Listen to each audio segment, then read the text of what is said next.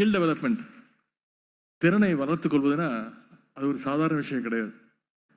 அதுக்கு கன்சிஸ்டன்சி வேணும், டிசிப்ளின் வேணும், முக்கியமாக ஹார்ட் ஒர்க் நிச்சயம் வேணும். இந்த மூணும் இல்லாதவர்களாக எந்த ஒரு திறனையும் எந்த ஸ்கில்லையும் நிச்சயம் டெவலப் பண்ணிக்க முடியாது, வளர்த்துக்க முடியாது. சில பேருக்கு திடீர்னு சில விஷயங்களில் ஆர்வம் வரும், அதில் ரொம்ப நேரம் கான்சென்ட்ரேட் பண்ணுவாங்க. கொஞ்ச நாளைக்கு அந்த விஷயத்தை பற்றி படிப்பாங்க, கற்றுக்க ட்ரை பண்ணுவாங்க.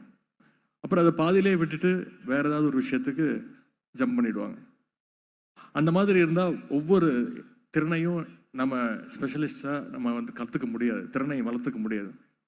கன்சிஸ்டன்சி, டிசிப்ளின், ஹார்ட் ஒர்க், இந்த மூணும் தொடர்ந்து இருந்தால் தான் நீங்கள் வாழ்க்கையில் இன்னும் பல உயரத்துக்கு நிச்சயம் சென்றடைய முடியும்.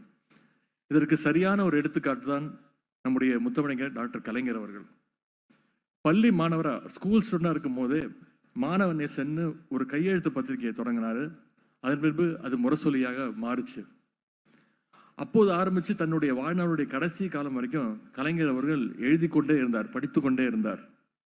தமிழ்நாட்டில் பேனான்னு சொன்னால் கலைஞர் பேர் தான் பலருக்கும் ஞாபகத்துக்கு வரும், அந்த அளவுக்கு அவர் எழுதிட்டே இருந்தார்.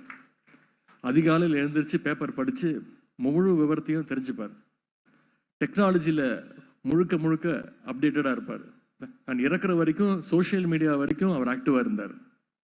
அரசியல் களத்தில் எதிரிகள் மாறி மாறி வந்தாலும் கலைஞர் அவர்கள் நிலைச்சு நின்னார்னா அதற்கு காரணம் அவருடைய கடின உழைப்பு. அந்த வகையில் தமிழ்நாட்டில் பல திறமையாளர்களை உருவாக்கணும் என்ற நோக்கத்தோடு நம்முடைய திறன் மேம்பாட்டு கழகம் இன்னைக்கு சிறப்பாக செயல்பட்டு இருக்கு. மாணவர்களுடைய திறனை மேம்படுத்த நம்முடைய முதலமைச்சர் அவர்கள் நான் முதல் திட்டத்தை ஆரம்பித்து வச்சாங்க.